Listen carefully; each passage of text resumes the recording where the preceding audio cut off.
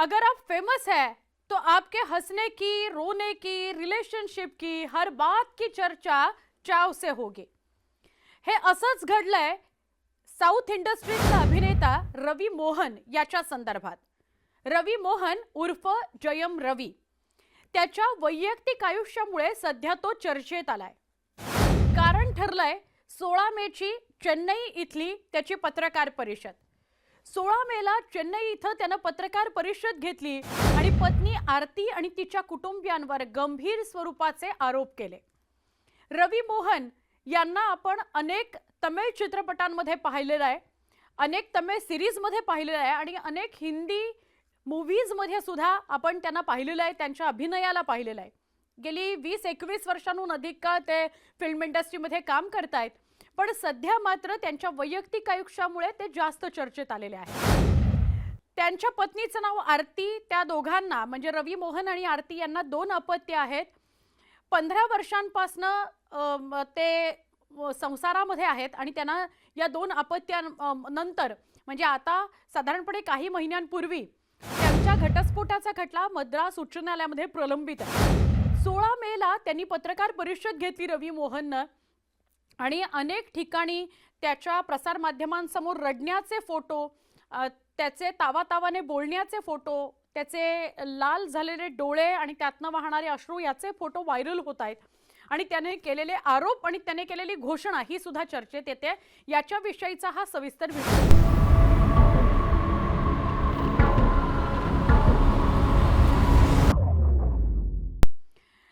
रवी मोहन याची पत्नी आरती हिच्या कुटुंबियांकडून आपल्यावर तंत्र मंत्र आणि काळी जादू केली जाते असा संशय त्याने प्रसार माध्यमांसमोर व्यक्त केला. गेली अनेक वर्ष आपल्याला त्रास दिला जातो आहे, आपल्याला गुलामासारखं आयुष्य जगावं लागतंय. त्याच्या आर्थिक बाबींवर आणि कमाईवर आरतीच्या कुटुंबियांनी नियंत्रण मिळवलेलं होतं आणि त्याला पूर्ण पंगाल करून टाकलं असा सुद्धा आरोप त्याने केलेला आहे. माझा घटस्फोट जोपर्यंत अधिकृतपणे होत नाही तोपर्यंत मी एकाही चित्रपटात काम करणार नाही अशी घोषणा सुद्धा त्यानं प्रसार माध्यमांसमोर केली आणि सिनेसृष्टीला तात्पुरता रामराम ठोकलेला आहे. मला होता होई तो मी सोशल मीडियापासून सुद्धा लांब राहणार आहे असं त्याने म्हटलेलं आहे. गेल्या अनेक वर्षांपासून मी अत्यंत मानसिक त्रासातून जातो आहे. मला जास्त पैसे जरी खर्च केले तरी त्याचा हिशोब द्यावा लागतो. मला लगेच फोन येतो की हा पैसा कुठे गेला. अशा प्रकारची वागणूक मला माझी पत्नी आरती आणि तिच्या आई-वडिलांकडून दिली जाते. माझे सगळे जे आर्थिक व्यवहार होते ते सगळे आर्थिक व्यवहार आरतीच्या आई-वडिलांनी हातात घेतले आणि मला पूर्णपणे कंगाल करून टाकलं असा आरोप त्यानं केलाय. लोकांना वाटतं की रवी मोहन खूप शांत आहे, मवाळ स्वभावाचा माणूस आहे आणि होय मी तसाच आहे. पण सध्या मी तसा नाहीये कारण माझ्या सहनशीलतेचा, संयमाचा अंत झालेला आहे असं रवीनं पत्रकार परिषदेमध्ये 16 तारखेला सगळ्यांना सांगितलं. माझ्या वैयक्तिक आयुष्यातला जो त्रास आहे त्याला मी कंटाळलो आणि एकदा मी माझ्या कापून घेतली होती असं त्यानं प्रसार माध्यमांसमोर स्पष्ट केलं आणि हे सांगताना, हे दाखवताना त्याचे डोळे सुद्धा पाणावलेले होते. अत्यंत गंभीर परिस्थितीत मी होतो तरी सुद्धा दुसऱ्या दिवशी मी चित्रपटाच्या शूटिंग करता सेटवर हजर झालो. इतका मानसिक छळ एका बाजूला मला सहन करावा लागला असा खुलासा त्यानं केलाय. आणि त्यानंतर रवी असं म्हणतो की म्हणूनच मी गेले काही महिने हा वेगळा एक राहतो आहे आणि माझ्या पत्नी विरोधात मी घटस्फोटाचा खटला सुद्धा दाखल केलेला आहे. या दरम्यानच्या काळामध्ये जेव्हा तो अत्यंत वाईट काळात होता त्या काळामध्ये त्याला रक्ताच्या उलट्या सुद्धा व्हायच्या, शारीरिक स्वास्थ्य त्याचं पूर्णपणे ढासळलेलं होतं, मानसिक स्वास्थ्य बिघडलेलं होतं असा अनुभव त्यानं सांगितलाय. खूप वेळ त्याची पत्रकार परिषद चालली. सध्या जेव्हा आम्ही दोघंही वेगवेगळे राहतोय आणि आमच्या घटस्फोटाचा खटला सुरू आहे तेव्हा माझी दोन्ही मुलं, माझी पोटची दोन्ही मुलं आरव आणि अयान यांना मला भेटू सुद्धा दिलं जात नाही असा आरोप त्यानं आरती आणि आरतीच्या आईवडिलांवर केलेला आहे. दुसरीकडे आरतीच्या आईने सुद्धा प्रसार माध्यमांवर आपली भूमिका मांडली.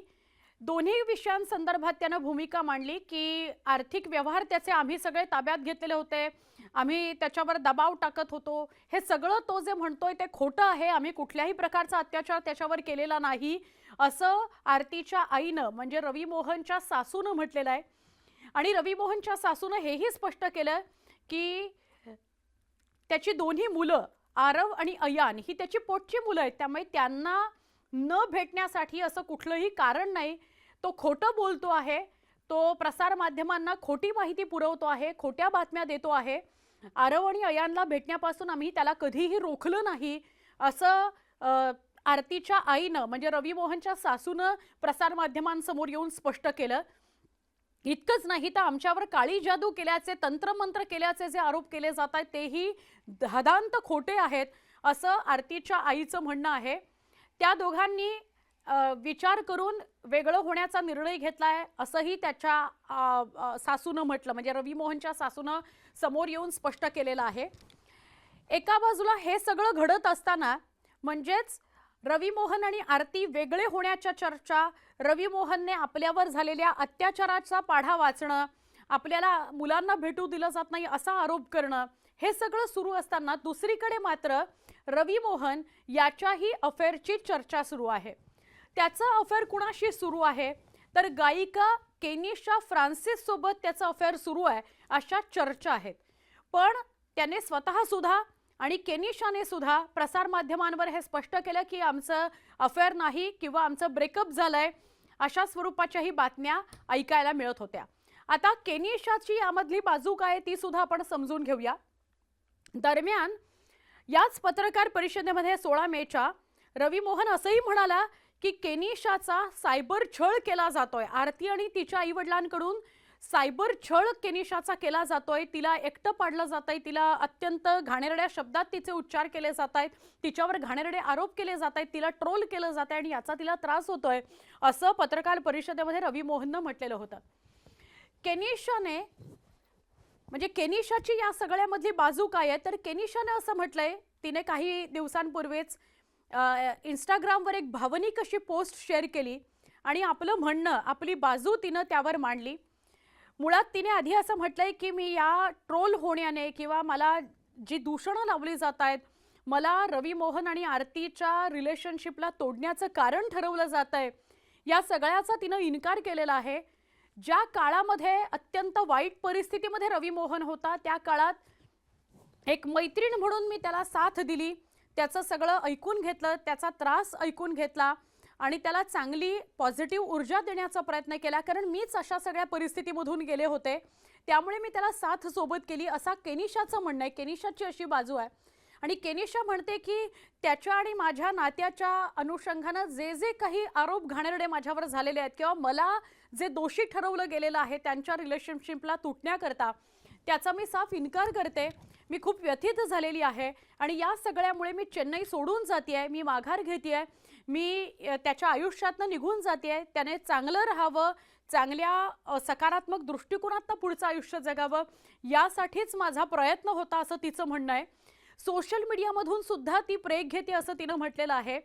म्हणजे या रवी मोहन याच्या पत्रकार परिषदेमुळे किती लोक बोलली आणि किती लोकांना बोलावं लागलं. हे जे प्रसिद्धी माध्यमात काम करणारी जी लोक आहेत त्यांचं आयुष्य कसं असतं आणि त्याची कशी चविष्ट चर्चा केली जाते. खरं तर त्यांना या सगळ्याचा त्रासही होत असेल, त्यांच्या पातळीवर त्यांची एक भूमिका असेल या सगळ्यातली, पण तरी सुद्धा त्यांना या सगळ्या सोशल मीडियावरच्या चविष्ट चर्चांना सामोरं जावं लागतं. असो, पण रवी मोहन या सगळ्यामुळे खूप चर्चेत आलेला आहे आणि तोही सिनेमामधून काही पुढच्या कालावधीसाठी ब्रेक घेणार आहे असं त्यानं म्हटलंय. तर केनिशानं सुद्धा आपल्या चेन्नई सोडून जात असल्याबद्दल वाच्यता करताना सोशल मीडियामधून सुद्धा ब्रेक घेत असल्याचं म्हटलेलं आहे. तर या सगळ्या घटनेकडे तुम्ही कसं बघता? प्रसिद्धी माध्यमातल्या लोकांबाबत, त्यांच्या वैयक्तिक आयुष्याबाबत अशी चर्चा का केली जाते, या सगळ्याविषयी तुम्ही कमेंटमध्ये सविस्तर लिहा, आमच्याशी बोलत राहा आणि न्यूज 18 मराठी पाहत राहा.